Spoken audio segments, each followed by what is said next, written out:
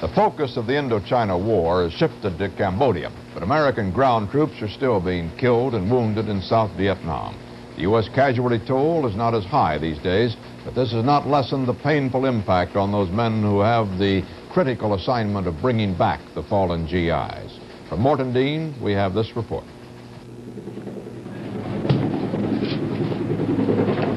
Bring some more adrenaline over, too. Yeah, a little more CC in it. They talk about how mankind has progressed and how the Army has progressed with new technology and new techniques of warfare, but it's still the same old thing. People are killing each other. They've been doing it for centuries. But here, I think more profoundly than ever, you see people that are dead for nothing, and you see people who are going to spend the rest of their lives maimed, you know, with a foot missing or a leg missing or maybe two legs. And you just ask yourself, what's it for? What did this man's life accomplish? And you don't have an answer. These soft-spoken young men fly some of the most hazardous missions of the war. They are members of two medical evacuation teams, known as dust-off crews, assigned to Hawk Hill, a dusty, sun-baked army post 350 miles north of Saigon. For them, the war has not tapered off. The workload is constant. Fewer missions to rescue wounded GIs, offset by handling more South Vietnamese casualties.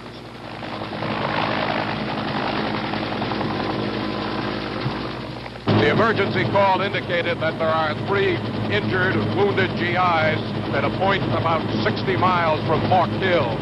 We're on our way, flying at about 1,500 feet above what has to be considered insecure, hostile territory, and we should reach the pickup point in about 15 minutes.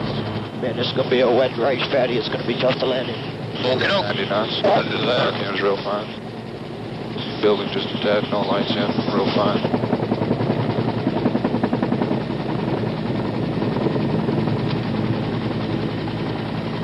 Hey, something just hit us in the tail. Okay, slow it up, slow it up. Tail up. Okay, nice and down now. Stay down, sir. The medic thinks a grenade has exploded near the tail. A slight jolt, but the ship is okay. Okay, don't worry. Just pull him off the litter when they bring it up.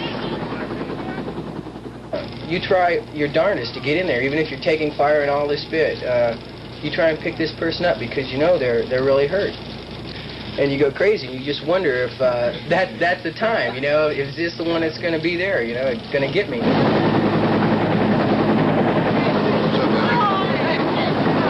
Hey, take all the frags off the back. Take all the frags off the back. All the things.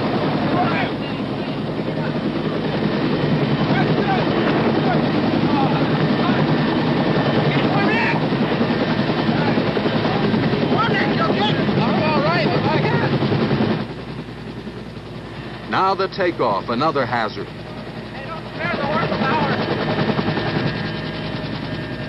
Several uniformed North Vietnamese regulars are spotted by the medic. He and the crew chief return their fire.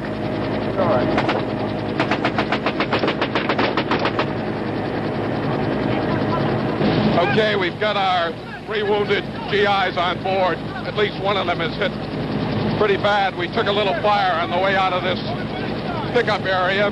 The medic is beginning to do his job. We should be back at Hawk Hill in about 15 minutes right now. The medic's got a busy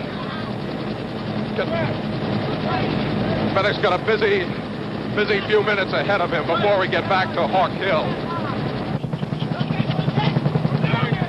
Dust-off has returned. Later, the diagnosis. Yes, they will live. They are fortunate they will not lose their limbs. One man will need to have a portion of his face reconstructed. Sometimes their lives depend on you. I mean, you hold it in your hands as a medic. You know, it's just hard to say, but right then you hold life and death in your hand.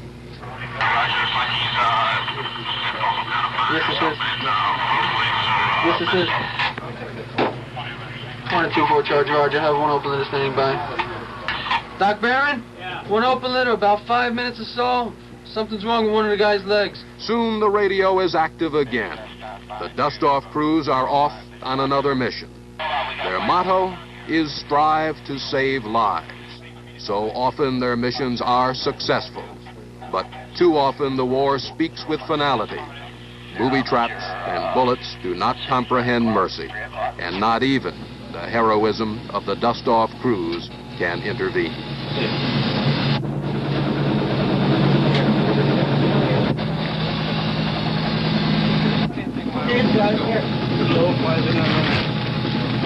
Appleby, watch the IV. Bicarb ready? Bicarb's in. Quiet now.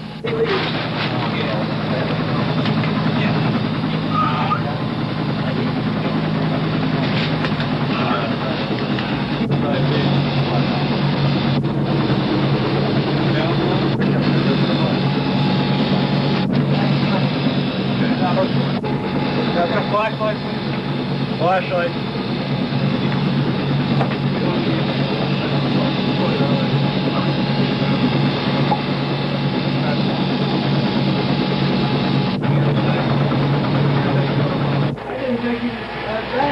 Well, we were.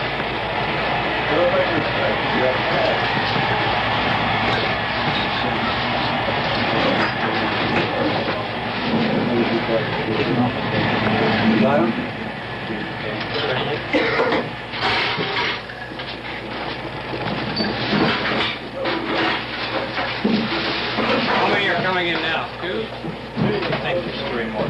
3? I believe there's 3.